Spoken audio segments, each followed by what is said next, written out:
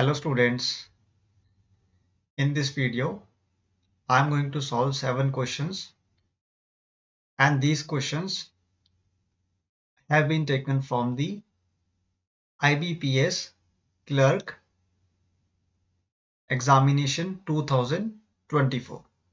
ठीक है, ये इस साल के जो आपके क्वेश्चंस पूछे गए थे IBPS क्लर्क में, वहां से मैंने ये क्वेश्चंस उठाए हैं और इस वीडियो में मैं 7 क्वेश्चंस सॉल्व करने जा रहा हूं मैथमेटिक्स के, दैट इज क्वांटिटेटिव एप्टीट्यूड के। ये आपका फर्स्ट पार्ट है और इसके बाद नेक्स्ट पार्ट में जो आपके रिमेनिंग क्वेश्चंस हैं एप्टीट्यूड के, मैं उनको सॉल्व करूंगा। तो आइए फर्स्ट क्वेश्चन से स्टार्ट करते हैं, जो कि आपका पूछा गया था 2024 यानी कि लेटेस्ट दिस ईयर के क्वेश्चन पेपर में IBPS क्लर्क के। फर्स्ट क्वेश्चन है आपका, इन अप्रैल 2019 a man has ₹17,500 and it is increased by 20% every year in the starting of April.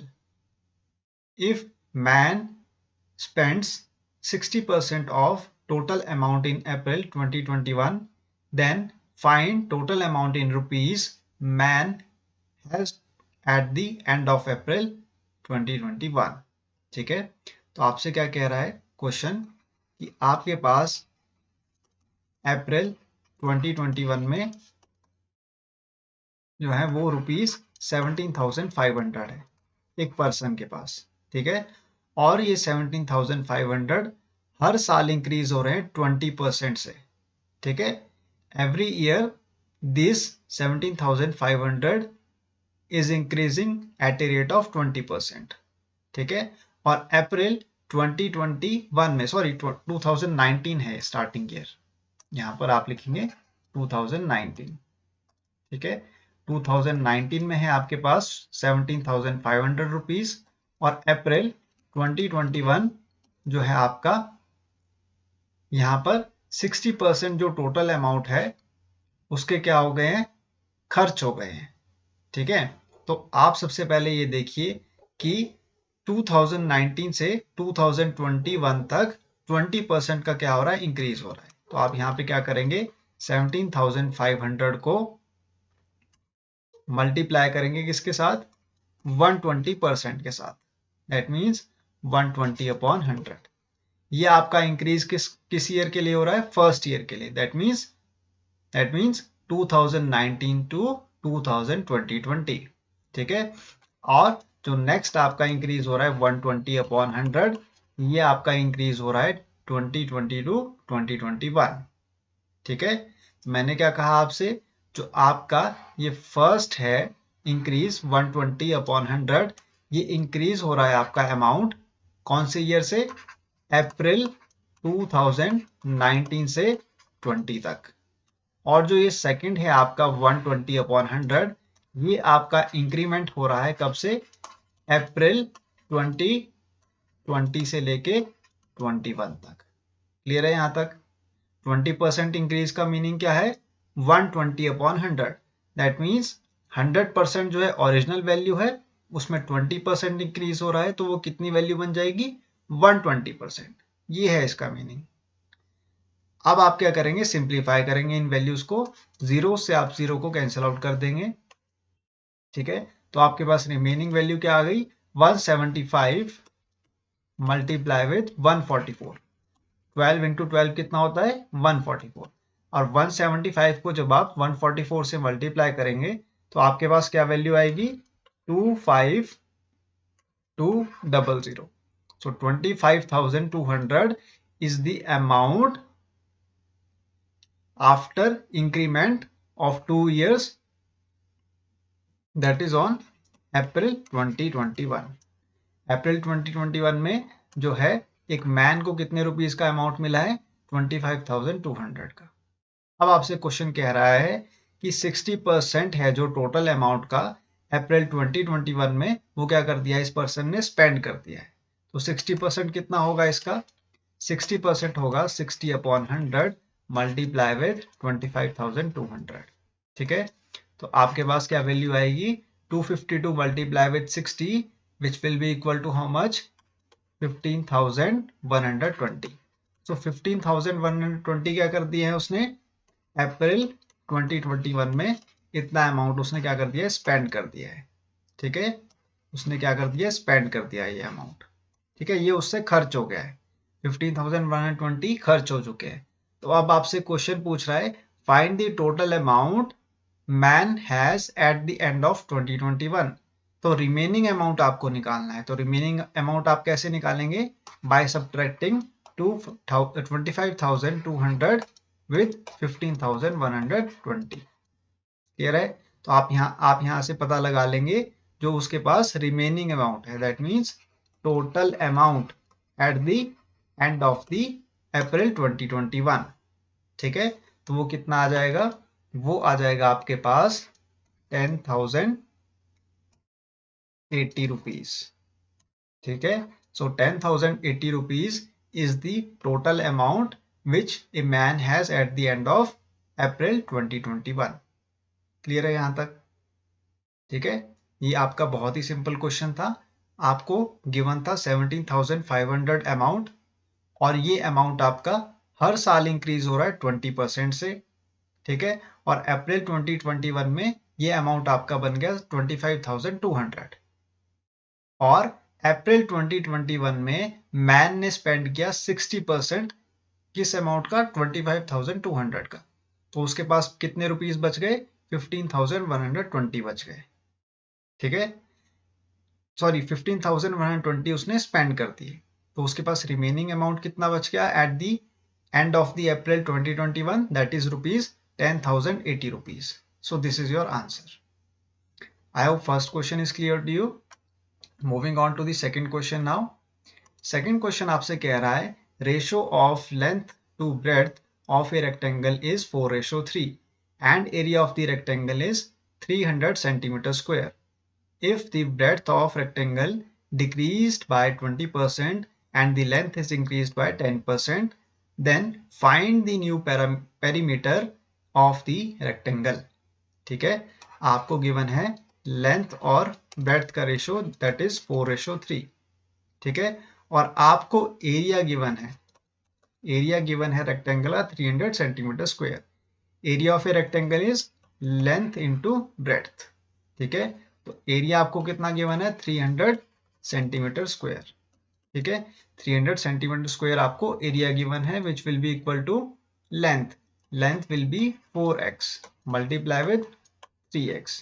ठीक है, लेंथ इंटू ब्रेड्थ। और हमने लेंथ को क्या सपोज कर लिया है? 4x। विड्थ को हमने सपोज क्या किया है? 3x। ठीक है, अब हम यहां पर लिखेंगे 300 will be equal to 4 3 12 x square. ठीक है, x multiply with x will be x square. Now 300 divide by 12 will be equal to x square. 12 2 24, 6 carry forward, 12 5 60. So x square will be equal to how much? 25, right? And x will be equal to how much? 5. ठीक है, अब आपका जो 25 है ये क्या बन जाएगा? Square root. तो x की वैल्यू क्या आ गई आपके पास? 5 आ गई। अब इस वैल्यू को आप पुट करेंगे कहां पर? 4x और 3x की जगह पे। So 4x will be 4 multiply with 5 which will be equal to 20 centimeter. And 3x will be equal to 3 into 5 will be equal to 15 centimetre. तो 4x क्या है? लेंथ। लेंथ कितनी आ गई? 20 सेंटीमीटर। और विड्थ कितनी आ गई आपके पास? 15 सेंटीमीटर। अब क्वेश्चन आपसे कह रहा है if the breadth of the rectangle is decreased bye 20%। तो जो विड्थ है रेक्टेंगल की वो डिक्रीज हो रही है किससे? 20% से। और लेंथ किससे इंक्रीज हो रही है? 10% से। क्लियर है स्टूडेंट्स? अब आप इसको फर्दर देखिए कैसे सॉल्व करेंगे, मैं आपको बताता हूं।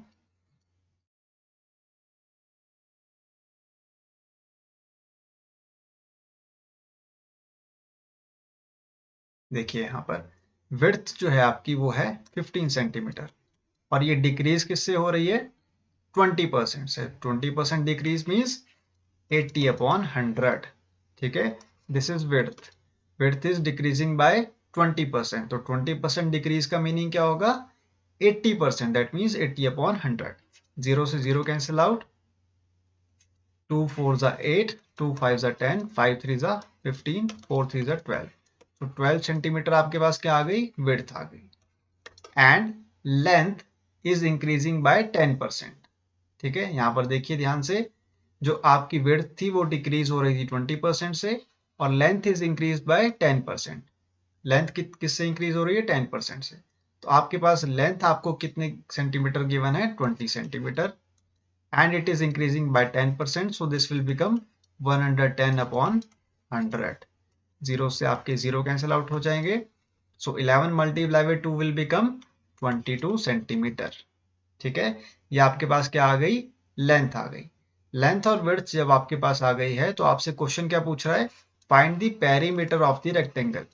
तो पेरीमीटर का क्या फॉर्मूला होता है रेक्टेंगल का, 2 इंटू लेंथ प्लस विड्थ। ठीक है, twice of length plus width, so twice of length is how much, 22 centimeter, plus width is how much, 12 centimeter, which will be equal to 34। So 2 multiply with 34 will become 68 centimeter, so the perimeter of the rectangle will be equal to 68 centimeter। This is your answer। ठीक है, 68 centimeter is your answer। I hope this question is also clear to you। So you will write the new parameter of a rectangle will be equal to how much, 68 centimeter। This is your answer। बहुत ही simple question था students ये। I hope आपने इसको solve कर लिया होगा। Moving on to the third question. Third question आपसे कह रहा है, A and B started a business with some amount. After 9 months, A left the business. At the end of a year, the profit share of A and B is in the ratio of 9:16। Find the ratio of investment of A and B respectively। ठीक है, A है आपके पास एक person और दूसरा है आपके पास B person. इन दोनों ने क्या किया, बिजनेस को स्टार्ट किया किसी भी अमाउंट के साथ। ठीक है, और 9 मंथ्स तक क्या किया, ए ने इन्वेस्टमेंट किया और उसके बाद क्या किया, बिजनेस को छोड़ दिया।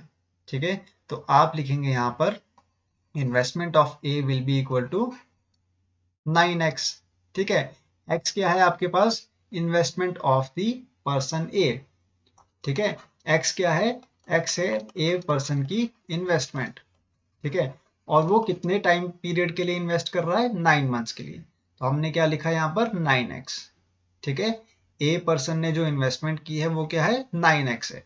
सिमिलरली जो आपका पर्सन बी है वो कितने टाइम पीरियड के लिए इन्वेस्ट करेगा, वो इन्वेस्ट करेगा 12 मंथ्स के लिए, क्योंकि यहां पर लिख रहा है नेक्स्ट स्टेटमेंट में, at the end of a year the profit share of A and B is in the ratio of 9:16। ठीक है, तो at the end of a year का मीनिंग है कि 12 मंथ्स के लिए जो आपका बी है वो इन्वेस्ट कर रहा है कितना अमाउंट, 12y। क्योंकि y जो है वो आपकी इन्वेस्टमेंट है किसकी, बी पर्सन की। बी पर्सन की इन्वेस्टमेंट है y और वो इन्वेस्ट कर रहा है 12 मंथ्स के लिए, that's why the investment will become 12y। और जो प्रॉफिट शेयर है ए और बी का वो कितना आएगा, at the end of the year 9:16 आएगा। तो आपको स्टूडेंट्स ये पता है कि A upon B will be equal to how much, profit of A upon profit of B. ठीक है, ए और बी का जो इन्वेस्टमेंट है वो किसके इक्वल होगा, प्रॉफिट के इक्वल। तो आप यहाँ पे ये लिख सकते हैं कि 9x is the investment of A divided by 12y which is the investment of B will be equal to 9/16। क्योंकि जो इन्वेस्टमेंट है पर्सन की वो किसके इक्वल होती है, प्रॉफिट के इक्वल। ठीक है, आपको हमेशा ध्यान में रखना है, the investment made by the person will always be equal to the profit shared by the person. ठीक है, तो 9x अगर इन्वेस्टमेंट की है ए पर्सन ने तो उसको प्रॉफिट कितना मिल रहा है, 9 रेशो मिल रहा है। ठीक है, 12y अगर पर्सन बी ने इन्वेस्टमेंट की है तो उसको प्रॉफिट शेयर कितना मिल रहा है, 16 मिल रहा है। तो हमने क्या किया, हमने इन्वेस्टमेंट को इक्वेट कर दिया किसके साथ, प्रॉफिट के साथ। अब आपको सिंपली क्या करना है, x और y को लेफ्ट हैंड साइड में रहने देना है और क्रॉस मल्टीप्लाई कर देना है टर्म्स को सिंपली। क्रॉस मल्टीप्लाई करने पर 9 मल्टीप्लाई विद 12 हो जाएगा, डिवाइडेड बाय 16 मल्टीप्लाई विद 9 हो जाएगा। यहाँ पर 9 से आपका 9 कैंसिल आउट हो जाएगा, 4 3 ज़ा 12, 4 4 ज़ा 16। सो x ratio y will be equal to how much? 3:4। This is your answer. ठीक है, तो आप यहां पर लिखेंगे कि जो रेशो ऑफ इन्वेस्टमेंट है ए और बी का वो कितना है, 3:4 है। This is your answer. ठीक है, 3:4 is the ratio of investment of A and B. Moving on to the fourth question now. Fourth question आपसे कह रहा है A B and C together can do a work in 4 days, while B and C together can do the same work in 20/3 days. Find in how many days A alone can do 60% of the work. ठीक है, आपसे question कह रहा है कि person A plus B plus C एक साथ काम कर रहे हैं, तीनों पर्सन्स, और वो एक काम को कंप्लीट कर रहे हैं कितने डेज में, 4 डेज में।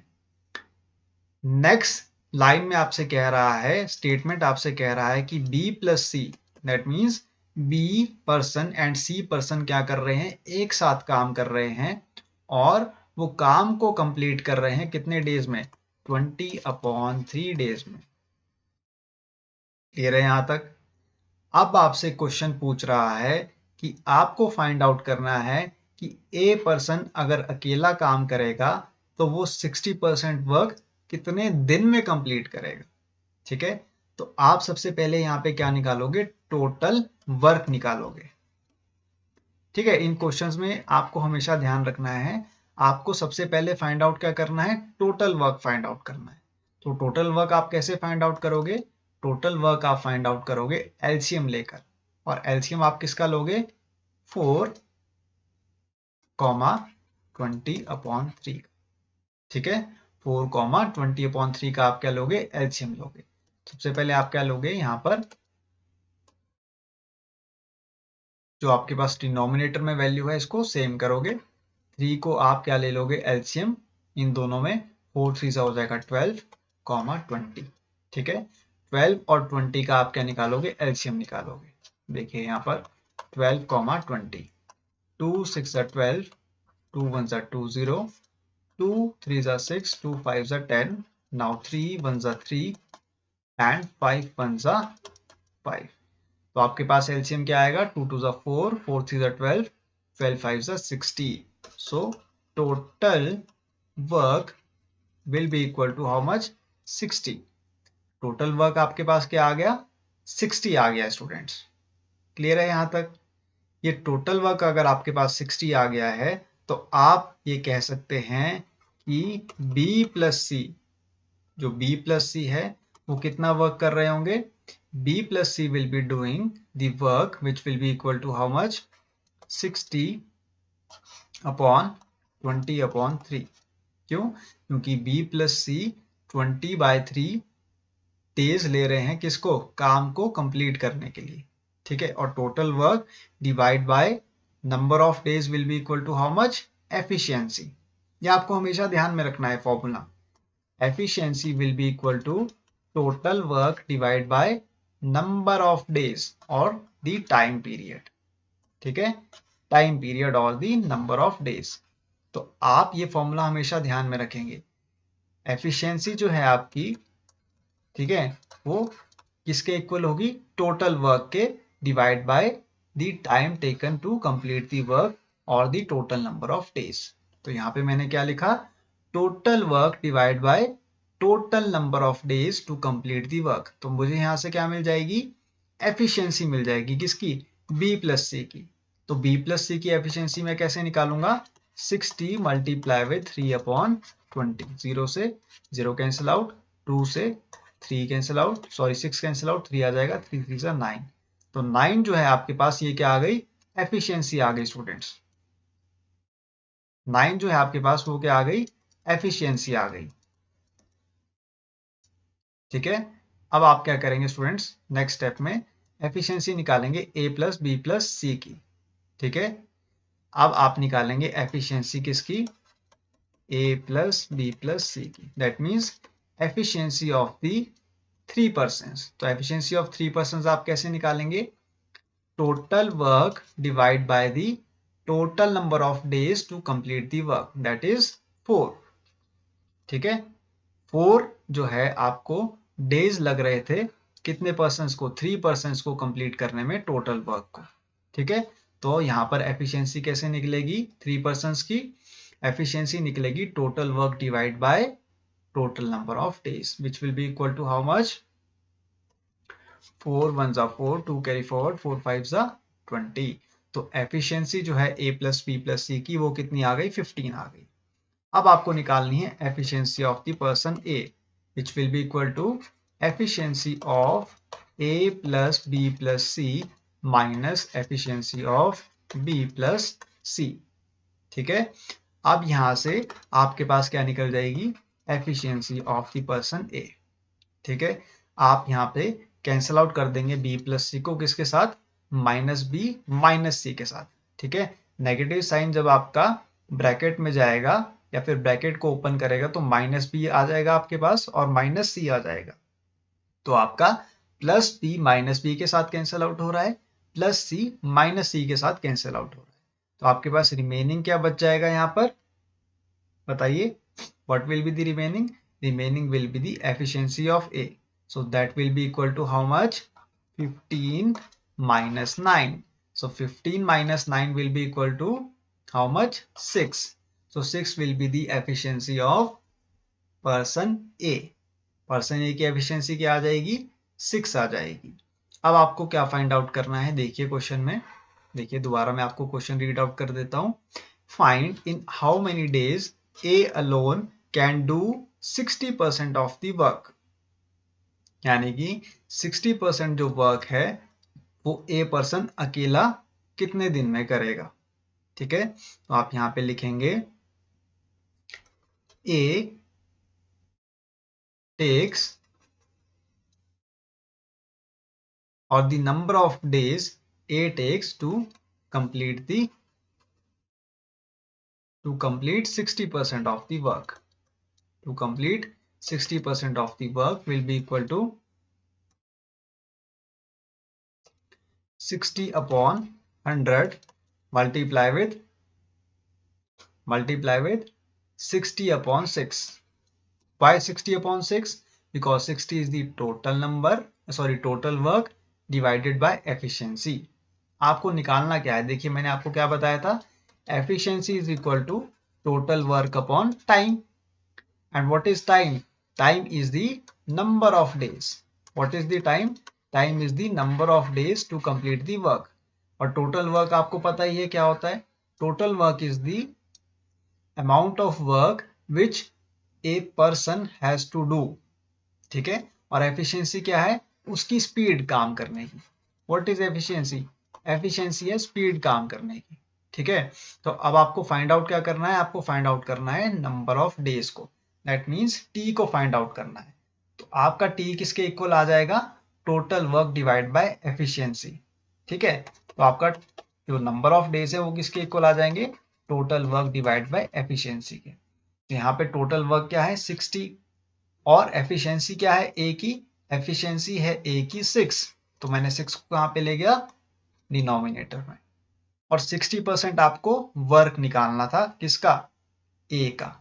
तो 60% उसको जो वर्क है करने में वो कितने दिन लगेंगे, आप यहां से निकाल लेंगे। देखिए 0 से 0 कैंसिल आउट कर लेंगे, 6 से 6 कैंसिल आउट कर लेंगे, तो आप यहां पर लिखेंगे 6 डेज, ठीक है।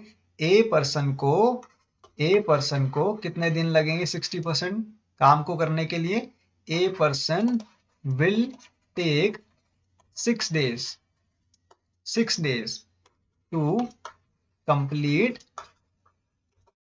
60% of the work.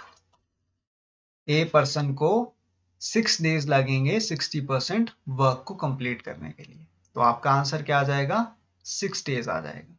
So 6 days is your answer. Clear है? I hope fourth question is clear to you. Moving on to the fifth question now. Fifth question आपसे कह रहा है कि speed of a train is 72 kilometre per hour and it crosses a pole in 16 seconds. If speed of the train is increased by 12 meters per second, then find the time taken by the train to cross the same pole in seconds. ठीक है, आपको given है speed of the train which is 72 kilometre per our. ठीक है, और आपको जो है वो निकालना क्या है, आपको निकालना है time taken by the train to cross the same pole in seconds. आपको वैल्यू किस में निकालनी है, सेकेंड्स में निकालनी है। लेकिन यहाँ पर ध्यान से देखिए, आप स्पीड ऑफ द ट्रेन आपको गिवन है किलोमीटर पर आवर में, तो आप क्या करेंगे, किलोमीटर पर आवर को कन्वर्ट करेंगे मीटर पर सेकेंड में। तो कैसे कन्वर्ट करेंगे, 1000 डिवाइड बाय 3600। ठीक है, 3600, तो आप 0 से 0 कैंसिल आउट करेंगे, 36 2 जा 72, so this will be equal to 20 metre per second. Speed of the train आपके पास कितनी आ गई, 20 मीटर पर सेकेंड आ गई। ठीक है, और वो क्रॉस कर रही है एक पोल को 16 सेकेंड्स में, दैट मीन्स टाइम जो है आपको गिवन है वो कितना है, 16 सेकेंड्स। तो अब आप क्या निकाल लेंगे यहाँ से, length of the train. So length of the train आप निकाल लेंगे speed of the train. So speed का क्या फॉर्मूला होता है इसमें, speed is equal to distance upon time. और आपको क्या निकालना है, आपको निकालना है length of the train. Length of the train जो है आपकी वो क्या है, distance. That means distance will be equal to speed into time. ठीक है, डिस्टेंस जो है यहाँ पे वो क्या है, लेंथ ऑफ द ट्रेन है। सो आप लिखेंगे length of the train will be equal to speed of the train multiply with time taken, which will be equal to 20 multiply with 16. So 20 multiply with 16 will be how much? This will be equal to 320 meters. So length of the train will be 320 meters. अब आपसे next part क्या कह रहा है question का, if speed of the train is increased by 12 meters per second, अगर speed जो है ट्रेन की वो इंक्रीज हो रही है किससे, 12 मीटर्स पर सेकेंड से। दैट मीन्स इनिशियली जो स्पीड है ट्रेन की वो कितनी है, 20 metre per second. Initially if the speed of the train is 20 metre per second and the speed of the train is increased by 12 meter per second, then the speed of the train will become how much, 32 meter per second. ठीक है, initially 20 metre per second थी speed train की, उसमें 12 metre per second क्या हो रहा है, increase हो रहा है। तो वो जो अब एक्चुअल जो स्पीड है ट्रेन की वो कितनी बन जाएगी, 32 मीटर पर सेकेंड बन जाएगी। क्लियर है यहां तक। उसके बाद आपसे क्वेश्चन पूछ रहा है find the time taken by the train to cross the same pole. अब आपको यहाँ पे क्या फाइंड आउट करना है, टाइम फाइंड आउट करना है। तो टाइम आप कैसे फाइंड आउट करोगे, length of the train divide by speed of the train. So what is the length of the train, length of the train is 320 meters divided by speed of the train. Speed of the train is 32 meters. ठीक है, speed of the train is 32 meters। क्यों 32 meters क्यों आ गई है speed of the train, क्योंकि 12 metre per second से speed क्या हो रही थी, इंक्रीज हो रही थी। इसलिए यहाँ पर 32 मीटर्स का आप यूज करेंगे स्पीड ऑफ द ट्रेन के लिए। अब 32 से आप कैंसिल आउट करेंगे 320 को, तो यहाँ पर आ जाएगा 10 सेकेंड्स। ठीक है, जो आपके पास टाइम आ गया है अब वो आ गया है 10 seconds. Therefore you will say that the time taken by the train to cross the same pole will be 10 seconds. Clear है, क्लियर है यहाँ तक। जब स्पीड इंक्रीज हो गई है ट्रेन की तो उसको टाइम क्या लग रहा है, पोल को क्रॉस करने में कम लग रहा है। पहले कितना टाइम लग रहा था, 16 सेकेंड्स लग रहे थे। देखिए यहाँ पर स्पीड जो थी ट्रेन की वो थी 20 मीटर पर सेकेंड, तो उसको सेम पोल को क्रॉस करने के लिए कितना टाइम लग रहा था, 16 सेकेंड्स लग रहा था। अब स्पीड क्या हो गई, इंक्रीज हो गई। स्पीड जब बन गई आपकी 32 मीटर पर सेकेंड, तो उसको कितना टाइम लग रहा है पोल को क्रॉस करने में, 10 सेकेंड्स लग रहा है। क्लियर है यहाँ तक। जब स्पीड इंक्रीज होगी तो टाइम क्या होगा आपका, ऑटोमेटिकली डिक्रीज हो जाएगा। ठीक है students, speed will increase, time will decrease. I hope fifth question is also clear. Moving on to the sixth question now. Sixth question आपसे कह रहा है a man invested ₹X in scheme A at the rate of 20% per annum for 2 years on compound interest annually. Also, he invested the same amount in scheme B at rate of 30% per annum for 2 years on simple interest. If the difference between the interest received from both the schemes is ₹896, then find the value of x in rupees. आपके पास दो schemes हैं। पहली scheme है ए scheme. ए scheme जो है आपकी वो क्या है, कंपाउंड इंटरेस्ट है। ठीक है, ए स्कीम पर 20% जो है वो कंपाउंड इंटरेस्ट लग रहा है। ठीक है, ए पर्सन ने क्या किया, एक्स रुपीज इन्वेस्ट किए स्कीम ए में, और वो इन्वेस्टमेंट उसने की कंपाउंड इंटरेस्ट के बेसिस पर। ठीक है, तो यहाँ पर कंपाउंड इंटरेस्ट जो उसका लग रहा है वो लग रहा है 2 ईयर्स के लिए और 20% पर एनम के रेट से। ठीक है, तो आप यहाँ पर ध्यान रखेंगे कंपाउंड इंटरेस्ट को निकालने का एक फॉर्मूला होता है a plus B plus A into B divide by 100। ठीक है, यहाँ पर a जो है आपके पास वो क्या है, rate of interest for the first year. a is the rate of interest for the first year and b is the rate of interest for the second year। ठीक है, ये आपको हमेशा ध्यान में रखना है। ये जो फॉर्मूला है आपका a plus B plus A into B divide by 100, ये सिर्फ एप्लीकेबल है 2 ईयर्स के लिए। ठीक है, ये वाला फॉर्मूला सिर्फ एप्लीकेबल है 2 ईयर्स के लिए। तो फर्स्ट ईयर में जो आपका इन्वेस्टमेंट हो रहा है वो हो रहा है 20% से, that means A will be 20% plus B will also be 20%, क्योंकि सेकेंड ईयर में भी जो आपका इन्वेस्टमेंट है वो हो रहा है 20% से, plus a into B which will be 20 into 20 divide by 100। Clear है यहाँ तक? जीरो से आप जीरो कैंसिल आउट कर लेंगे। 20 plus 20 will be 40 and 40 plus 4 will be 44%। तो 44% आपके पास क्या आ गया, आपके पास आ गया रेट ऑफ इंटरेस्ट। आपके पास क्या आ गया, रेट ऑफ इंटरेस्ट आ गया। Rate of interest for 2 years that is 44%। 2 years का जो रेट ऑफ इंटरेस्ट है वो कितना आ गया, 44% आ गया। अब आपको क्या निकालना है, आपको निकालना है सिंपल इंटरेस्ट। सिंपल इंटरेस्ट क्या होता है, सिंपल इंटरेस्ट होता है principal into rate into time upon 100। Principal amount है आपके पास x, multiply with rate of interest है आपके पास 30%, multiply with 2 years divide by 100। ठीक है, यहाँ पर जीरो से जीरो कैंसिल आउट कर लेंगे, 2 5 जा 10, so this will be equal to 3/5x। Clear है यहाँ तक? क्लियर स्टूडेंट्स यहाँ तक? अब आप यहाँ पे ध्यान से देखेंगे कि आपको डिफरेंस गिवन है। ठीक है, आपको डिफरेंस गिवन है इंटरेस्ट के बीच में बोथ स्कीम्स का, वो है 896। ठीक है, तो डिफरेंस को आप कैसे निकालेंगे, डिफरेंस को आप फाइंड आउट करेंगे। देखिए कैसे, simple interest minus compound interest which will be equal to 896। ठीक है, सिंपल इंटरेस्ट है आपके पास 3/5x माइनस कंपाउंड इंटरेस्ट है आपके पास 44/100x, so which will be equal to 896। ठीक है, ठीक है स्टूडेंट्स, यहां तक क्लियर है?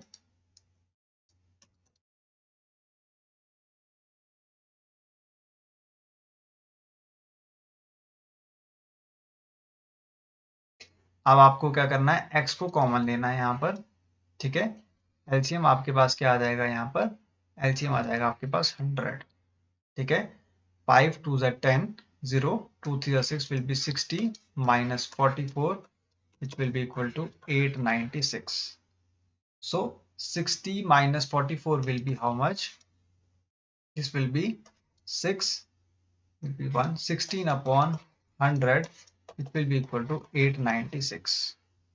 क्लियर है? क्लियर है यहाँ तक? अब आप x इक्वल टू कर लेंगे 896 multiply with 100 divide by 16. Now you will cancel out it with 16, so this will become 16 5s are, right? 16 5s are 80, 9 will be remainder, and 16 6 are 96. So x will be equal to how much? 5600, right? तो आप ये कह सकते हो कि जो आपके पास principal amount है वो कितना होगा? Rupees 5600. This is your answer. Clear? So the investment made by the person will be 5600 rupees. Clear है? 5600 रुपीज आपका क्या आ गया? आंसर आ गया स्टूडेंट्स. अब हम लास्ट क्वेश्चन को देखेंगे. लास्ट क्वेश्चन जो है आपका ये प्रॉफिट एंड लॉस से पूछा गया. प्रॉफिट एंड लॉस का ये क्वेश्चन है. ये बहुत ही इंपॉर्टेंट क्वेश्चन है और ये कॉन्सेप्चुअल क्वेश्चन है स्टूडेंट्स. इसको आप ध्यान से देखिएगा, मैं आपको सॉल्व करके बताता हूँ. Cost price of two articles A and B is equal. Article A sold at profit of 20% and article B sold at loss of 30%. So overall loss of rupees 50 occurred. For received a profit of 40%, article B should sell at what price? आपके पास क्या है? दो articles हैं, A article और B article. ठीक है, इन दोनों का कॉस्ट प्राइस क्या है? सेम है. ठीक है, इन दोनों का कॉस्ट प्राइस क्या है? सेम है. लेकिन आपका जो सेलिंग प्राइस है वो क्या है? डिफरेंट. तो आप क्या करेंगे? कॉस्ट प्राइस को सपोज कर लेंगे कितना? 100 रुपीज या फिर 100%. ठीक है, तो आप यहाँ पे क्या लिखोगे? कॉस्ट प्राइस जो है वो है बी का 100 और ए का कितना है? वो भी 100 ही है. ठीक है, कॉस्ट प्राइस कितना है? 100 है. अब जो है आपका ए का सेलिंग प्राइस, ठीक है, ए का जो सेलिंग प्राइस है वो है आपका profit of 20%. A sold at a profit of 20%. That means A का जो सेलिंग प्राइस है वो कितना बन जाएगा? 120 बन जाएगा. ठीक है, यहां तक क्लियर है? अब आपका जो B है वो आर्टिकल सोल्ड कर रहा है 30% लॉस से. तो B का जो है वो सेलिंग प्राइस कितना बन जाएगा? सेलिंग प्राइस बन जाएगा उसका 70 रुपीज. ठीक है, अगर उसको लॉस हो रहा है 30% का तो उसका सेलिंग प्राइस कितना बन जाएगा? 70 रुपीज बन जाएगा. आपको ये ध्यान में रखना है कि कॉस्ट प्राइस क्या है? 100 रुपीज है. Cost price is same for both of the articles. दोनों आर्टिकल्स का कॉस्ट प्राइस 100 रुपीज है. ए आर्टिकल प्रॉफिट में सोल्ड आउट हुआ 20% पे, तो उसका 20% का कितना बन जाएगा सेलिंग प्राइस? 120. ठीक है, 120 क्या बन जाएगा? सेलिंग प्राइस बन जाएगा. देखिए कैसे आया ये. 120 जो है आपका अपॉन 100, ये आपका बन गया प्रॉफिट. और आप प्रॉफिट को जब मल्टीप्लाई करोगे कॉस्ट प्राइस के साथ तो आपके पास क्या आ जाएगी? Selling price. तो सेलिंग प्राइस कितनी आ गई? 120 आ गई. सिमिलरली बी जो है आपका प्रोडक्ट वो सेल आउट हुआ 30% लॉस पे. 30% loss means 70 upon 100 multiply with the cost price which is also 100. 100 से 100 कैंसिल आउट हो गया. 70 रुपीज आपके पास क्या आ गया? सेलिंग प्राइस आ गया. अब नेक्स्ट पार्ट आपसे कह रहा है so overall loss of 50 occurred. ठीक है, रुपीज 50 का क्या हुआ है? ओवरऑल लॉस हुआ है. ओवरऑल लॉस मीनिंग कि cost price of A plus B which will be equal to 100 plus 100 equal to rupees 200. ठीक है, और सेलिंग प्राइस जो है आपका A plus B का वो कितना हो जाएगा? 120 plus 70 rupees which will be equal to how much? 190 rupees. ठीक है, ओवरऑल का मीनिंग क्या होता है? ओवरऑल का मीनिंग होता है total cost price of the article A and B which is equal to 100 plus 100 200. Clear? And overall selling price of A and B is 120 plus 70 which will be equal to rupees 190. ठीक है, तो यहां पर आप देखिए cost price क्या है? ज्यादा है और सेलिंग प्राइस क्या है? कम है. तो आप ये कह सकते हैं कि लॉस हो रहा है. Loss is equal to cost price minus selling price. तो cost price is 200 and selling price is 190. So 200 minus 190 will be equal to rupees 10. Rupees 10 का क्या हो रहा है, लॉस हो रहा है. ठीक है, तो आप यहाँ पे देखिए ओवरऑल जो लॉस है वो कितने रुपीज का है, 50 रुपीज का है. तो आप ये कह सकते हो कि जो आपके पास रुपीज 10 का लॉस हुआ है वो किसके इक्वल है, रुपीज 50 के इक्वल है. Why, because overall loss which a person has occurred is rupees 50. ये आपको क्वेश्चन में गिवन है रुपीज 50, और जो आपने कैलकुलेट किया है लॉस वो कितना है, रुपीज 10. क्लियर है. अब आप क्या कर दोगे, इन दोनों को इक्वेट कर दोगे, क्योंकि रुपीज 10 की जो वैल्यू है वो किसके इक्वल है, रुपीज 50 के इक्वल है. ये आपको क्वेश्चन में गिवन है. अब आप जीरो से जीरो को कैंसिल आउट कर देंगे, तो यहां से आपके पास 1 रुपी की जो वैल्यू है वो किसके इक्वल आ गई, 5 रुपीज के इक्वल आ गई. ठीक है, 1 रुपी की जो वैल्यू है वो किसके इक्वल आ गई, 5 रुपीज के इक्वल आ गई. अब आप नेक्स्ट पार्ट को रीड आउट करेंगे. For received a profit of 40%, article B should sell at what price. ठीक है, अगर 40% का प्रॉफिट चाहिए तो आर्टिकल बी कितने रुपीज में सेल आउट करना चाहिए था. ठीक है, तो इसका मीनिंग क्या होगा, दैट 140 जो है आपका वो क्या बन जाएगा, प्रॉफिट. 140 क्या बन जाएगा, profit. That means the selling price will be 140. देखिए ना, कॉस्ट प्राइस अगर 100 है, ठीक है, और प्रॉफिट कितने का हो रहा है, 40% का. गेन कितने का हो रहा है, 40% का. तो सेलिंग प्राइस कितना बन जाएगा, 140. सिंपल सिंपल, क्योंकि 40% क्या हो रहा है, ऐड हो रहा है. दैट मीन्स 100 में अगर 40% को आप ऐड करेंगे तो कितना बन जाएगा, 140. ठीक है, 100 रुपीज था कॉस्ट प्राइस, 140 क्या बन गया, सेलिंग प्राइस. दैट मीन्स 140 जो है उसका सेलिंग प्राइस बन जाएगा. अगर 140 जो है वो किसकी वैल्यू है, 1 रुपी की वैल्यू है, तो 5 रुपीज की वैल्यू कैसे बन जाएगी, 140 से मल्टीप्लाई करके 5 से, which will be equal to ₹700. ठीक है, this 140 is the value of ₹1, but you have to find out the value of ₹5. If 1 rupee is equal to 140, therefore ₹5 will be equal to 140 multiply with 5, which will be equal to ₹700. Clear. तो आपके पास answer क्या आ गया, 700 आ गया students. So 700 is the selling price if the profit received is at the rate of 40% for the article B. अगर article B 40% profit से बिकेगा तो उसका जो प्राइस है, सेलिंग प्राइस, वो कितना आएगा, 700 आ जाएगा. यहां से ये क्लियर है आपका. आई होप 7 क्वेश्चंस जो मैंने इस वीडियो में करवाए हैं आपको, ये IBPS क्लर्क 2024 में पूछे गए क्वेश्चंस थे. ये सभी क्वेश्चंस आपको क्लियर है. अगर किसी भी स्टूडेंट को कोई भी डाउट है इन क्वेश्चंस में तो वो मुझे कमेंट में पूछ सकता है. मैं उसके सारे के सारे डाउट्स क्लियर कर दूंगा एक सेपरेट वीडियो में, इन क्वेश्चंस को दोबारा से डालकर. ठीक है, till then students, have a good day. और अगर आपको मेरा वीडियो पसंद आया है तो इसको लाइक करें, अपने फ्रेंड्स के साथ भी शेयर करें और चैनल को सब्सक्राइब भी करें. Thank you.